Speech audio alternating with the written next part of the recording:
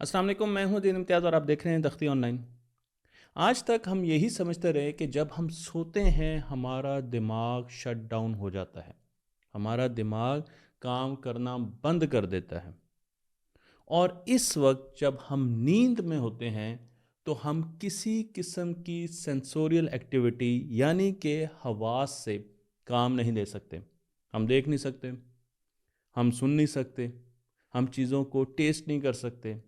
तो जितनी भी हिस्से हैं वो काम नहीं करते क्योंकि इस वक्त दिमाग शट डाउन मोड में जा चुका है और किसी किस्म का स्टिमुलस इसे एक्टिवेट नहीं कर पाएगा। लेकिन अब मैं आपको बताने जा रहा हूं कि नई स्टडी ने इस मफरूज़े को गलत साबित कर दिया और नई स्टडी ने इशारा किया है कि हम नींद की साइंस की तरफ अब आगे बढ़ते जा रहे हैं।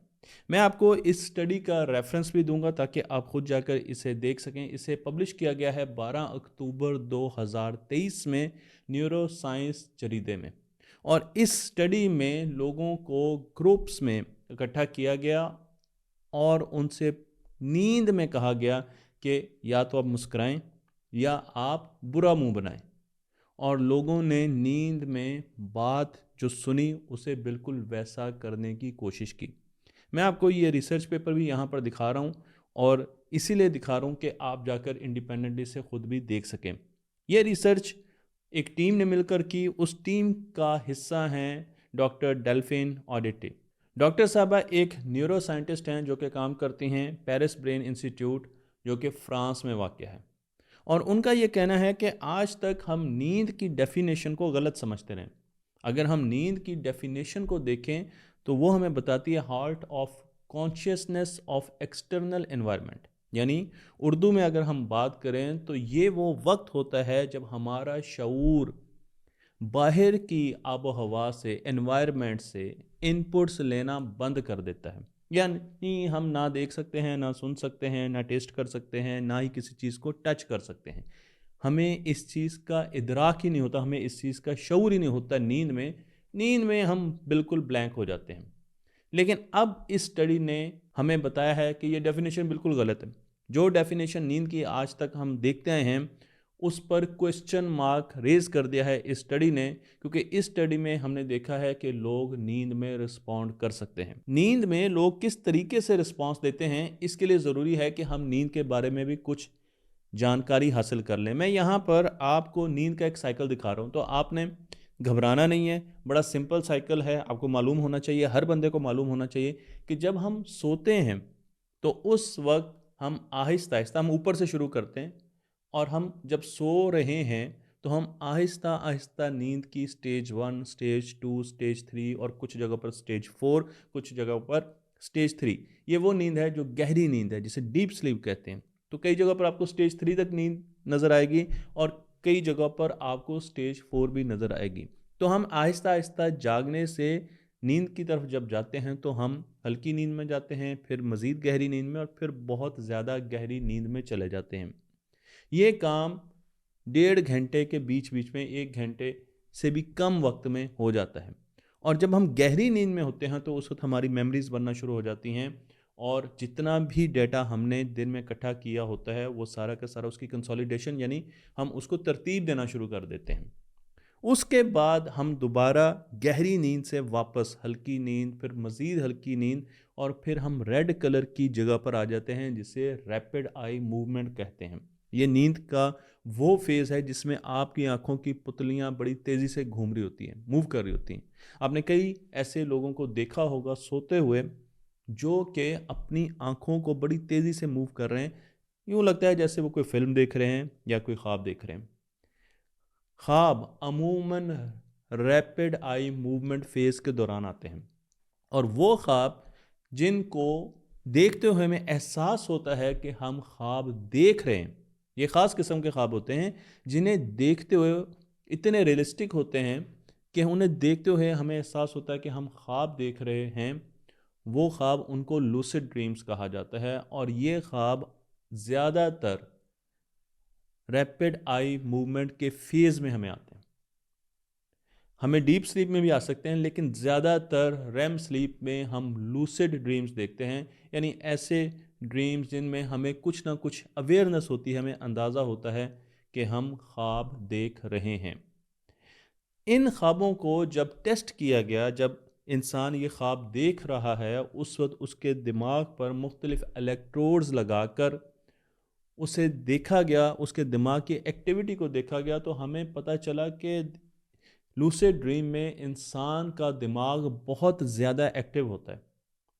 और जब वो बहुत ज़्यादा एक्टिव होता है तो साइंसदानों ने सोचा कि क्यों ना फिर उससे कम्युनिकेशन की जाए, उससे बातचीत की जाए, क्या वो हमारे जवाबात दे सकता है। और जब उन लोगों से रब्ता किया गया जो कि इस वक्त रेम स्लीप में हैं, यानी वो लूसिड ड्रीम ख्वाब देख रहे हैं, तो उनसे जब सवाल पूछे गए, उन्होंने अपनी आँखों से, उनकी मूवमेंट से हाँ या ना में जवाब दिया।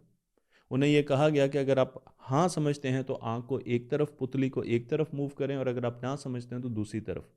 और इसी तरीके से फेशियल एक्सप्रेशन से भी उन्हें कहा गया, पूछा गया कि अगर आप हाँ समझते हैं तो मुस्कुराएं, अगर आप ना समझते हैं तो बुरा सा मुंह करें। बहुत सी ऐसी रिसर्च है, लेकिन इस रिसर्च में भी ये चीज़ दिखाई गई कि लोगों ने नींद के दौरान जो सवालात पूछे उनके बारे में जवाबात देने शुरू कर दिए। मैं आपको यहाँ पर डॉक्टर डेल्फिन के एक एक्सपेरिमेंट की तरफ लेकर जा रहा हूँ, जिसमें उन्होंने कुछ कंट्रोल ग्रुप्स बनाए, 2 कंट्रोल ग्रुप्स बनाए। लोगों को 2 ग्रुप्स में बांट दिया। एक ग्रुप में एक खास किस्म की कंडीशन थी, मेडिकल कंडीशन थी।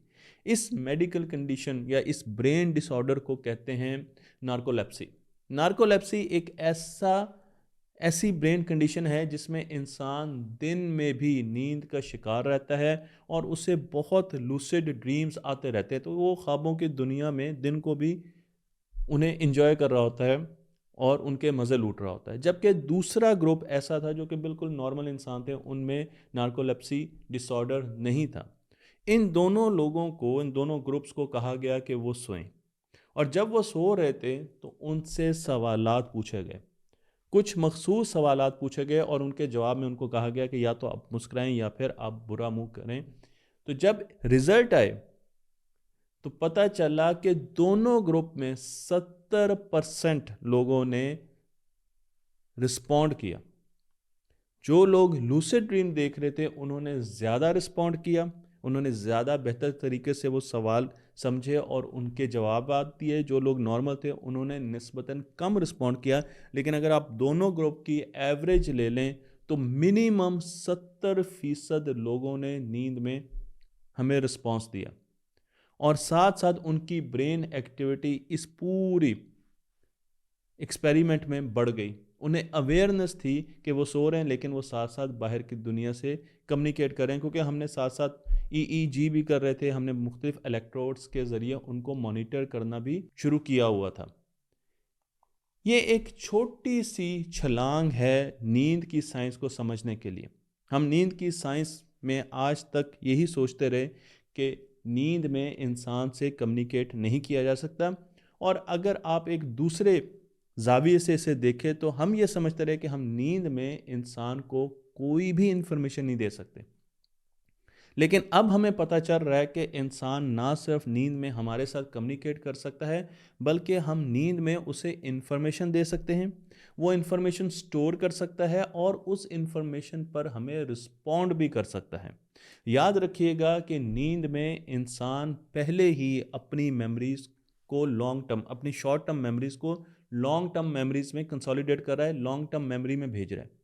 उस वक्त अगर हम उसे नई इन्फॉर्मेशन देते हैं तो क्या वो सीधी लॉन्ग टर्म मेमोरी में चली जाएगी या वो स्टोर होगी और फिर लॉन्ग टर्म मेमोरी में जाएगी? इस पर अब रिसर्च हो रही है, क्योंकि इसका तो मतलब ये है कि हमने एक बाईपास बना दिया और हम बड़ी तेज़ी से इंसान की लॉन्ग टर्म मेमोरी को नींद में एक्सेस कर सकते हैं। नींद में रिसर्च करने से हमें यह भी पता चला कि जो लोग सोते हुए चलते हैं उन्हें किस तरीके से हैंडल किया जा सकता है, उन पर भी बहुत ज़्यादा रिसर्च हो रही है। स्लीप डिसऑर्डर्स पर बहुत ज़्यादा रिसर्च हो रही है, इंसोमिया पर भी बहुत ज़्यादा रिसर्च हो रही है, जो कि नींद ना आने का एक डिसऑर्डर है।